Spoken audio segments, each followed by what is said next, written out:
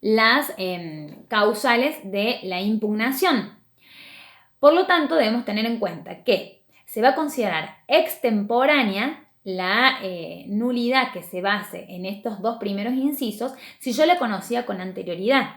Yo debería haber interpuesto la impugnación por exagerar el activo o el pasivo en su oportunidad, en la oportunidad de declarar la impugnación. Si yo lo conocía antes, debería haber impugnado el acuerdo y no ahora plantear una nulidad. Solamente va a ser posible plantear nulidad por estas dos causales si el conocimiento por parte del acreedor fue con posterioridad a que se haya vencido el plazo para impugnarlo. Bueno, con relación al trámite, no se ha estipulado un trámite específico, con lo cual tenemos un trámite incidental que está regulado en el artículo 280. Ese es el trámite que le vamos a aplicar al proceso de la nulidad. Y va a culminar con una sentencia. Si el juez hace lugar a la nulidad del acuerdo, tiene que declarar la quiebra indirecta del concursado y por supuesto que va a ser una resolución apelable por el concursado. ¿Cuáles son los efectos de la nulidad? Y esto es muy importante que tengan presente. En primer lugar, el primer efecto va a ser la declaración de la quiebra del concursado. Si el juez declara la nulidad, paso siguiente, declaramos la quiebra de ese concursado. En segundo lugar, se van a liberar aquellas garantías que se habían estipulado a los efectos de garantizar el cumplimiento del acuerdo. Todas las garantías, todo aquel fiador que garantizó el acuerdo, que garantizó el cumplimiento del acuerdo, va a quedar liberado. Y esto es muy interesante. Los acreedores van a recuperar los derechos que tenían previo a la homologación del acuerdo. ¿Se acuerdan que recién dijimos que la novación implicaba que se dejaba de lado, por decirlo de alguna manera, los derechos que nacían de la sentencia de verificación de créditos y pasaban a existir una nueva obligación que era la que nacía del acuerdo? Bueno, eso ahora se da vuelta. Con la nulidad se recupera el derecho que había nacido a partir de la sentencia de verificación de crédito. Es decir, el acreedor ahora recupera ese crédito que nació con la sentencia de verificación de créditos.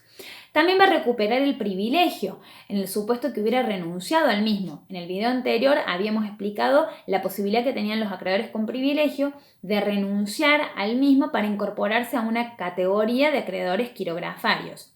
Bueno, frente a la nulidad del acuerdo, los acreedores recuperan los privilegios que hubieran renunciado. No solo acreedores laborales, todos los acreedores que tengan algún tipo de privilegio y lo hubieran renunciado lo van a recuperar. Ahora bien, algunas diferencias con la nulidad del derecho civil, en el cual, en el ámbito del derecho civil, todo vuelve atrás, como si nunca hubiera existido. Bueno, acá no. En el derecho concursal se le va a dar cierta validez a los pagos que se hubiesen realizado. Entonces, si un acreedor hubiera recibido un pago parcial, va a concurrir a la quiebra posterior a la nulidad a reclamar lo que falta, la diferencia que le falta cobrar. Es decir, como que se va a descontar aquello que ya hubiera percibido. Y en el supuesto caso de que hubiera percibido la totalidad de su crédito, va a quedar excluido porque se va a considerar que ya no hay interés para que participe en la quiebra porque obtuvo la totalidad del crédito que se le había reconocido. También se va a poder excluir a aquellos acreedores que hubieran participado o hubieran tenido algún tipo de connivencia con el deudor como sanción por su actitud fraudulenta. Estos acreedores van a poder ser excluidos. Bueno, van a ser nulas todas las medidas que se hayan adoptado en función o a los efectos del cumplimiento del acuerdo. Y los últimos dos incisos son muy interesantes porque se refiere a la existencia de un nuevo periodo de verificación de créditos. Y esto lo tenemos que regular con lo que ya habíamos visto cuando vimos de verificación de créditos en la parte de algunos supuestos especiales. ¿Por qué? En el caso de que se declare una quiebra indirecta como consecuencia de la nulidad del acuerdo, es uno de los supuestos especiales y de las excepciones en la cual vamos a tener en esta quiebra indirecta posterior un nuevo periodo de verificación de créditos. Es decir, que va a haber dos etapas o dos procedimientos de verificación de créditos. El primero que hubo en la etapa del concurso preventivo y el segundo que va a existir en la etapa de la quiebra indirecta posterior.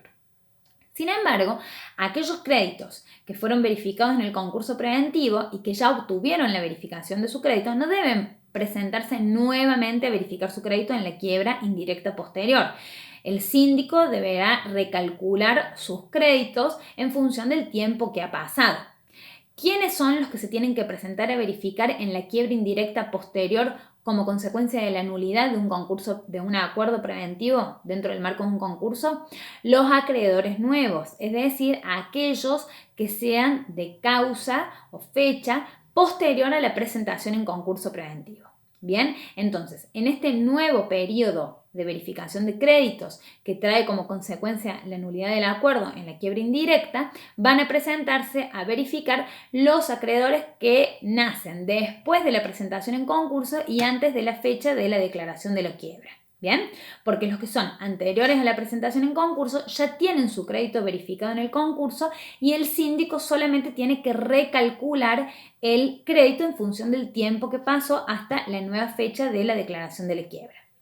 Y por último, el último efecto de la nulidad se refiere a comenzar de inmediato a realizar los bienes, que es una consecuencia necesaria de la declaración de la quiebra. Bueno, el último aspecto a tratar en esta temática, en este video, es el tema del incumplimiento del acuerdo preventivo. Habíamos dicho que después de homologado el acuerdo, puede ser que no se dé ninguna impugnación, puede ser que no se dé ningún planteo de nulidad y estamos entonces en la etapa de cumplir el acuerdo. Sin embargo, puede suceder que haya alguna causal o haya algún motivo por el cual el deudor no pueda cumplir con su acuerdo. Y en este sentido tenemos 3 supuestos en los cuales vamos a entender que hay incumplimiento. En primer lugar, cuando el deudor no cancela íntegramente y en tiempo oportuno las obligaciones que nacen de su acuerdo. En segundo lugar, cuando no constituye las garantías que se había obligado. Y en tercer lugar, cuando él mismo manifiesta la imposibilidad de cumplir. Cuando se dan cualquiera de estas alternativas, son causales de que me están poniendo de manifiesto el incumplimiento de un acuerdo preventivo. Como vemos, es el mismo deudor el que puede manifestarle al juez que no puede cumplir o puede ser esto denunciado por algún acreedor que denuncia ante el juez incumplimiento de acuerdo por parte del concursado. No hay un trámite específico estipulado en la ley más que una vista que se le debe correr al síndico o en su caso al comité de control si es que se ha constituido. Es simplemente una vista que le vamos a correr. Por supuesto también le vamos a correr vista al concursado si es un acreedor el que está denunciando el incumplimiento. Yo le voy a correr vista al deudor para que él o me manifieste que sí ha cumplido y en su caso me lo demuestre o cumpla tardíamente con la cuota que falta. Bien, entonces corremos vista al síndico o al comité dependiendo quién ha sido constituido como órgano de control y al concursado si quien está denunciando el incumplimiento es un acreedor. Con relación al incumplimiento, si el juez constata que efectivamente ha habido incumplimiento, la consecuencia va a ser declarar la quiebra del concursado por incumplimiento del acuerdo homologado y esta resolución también va a ser apelable.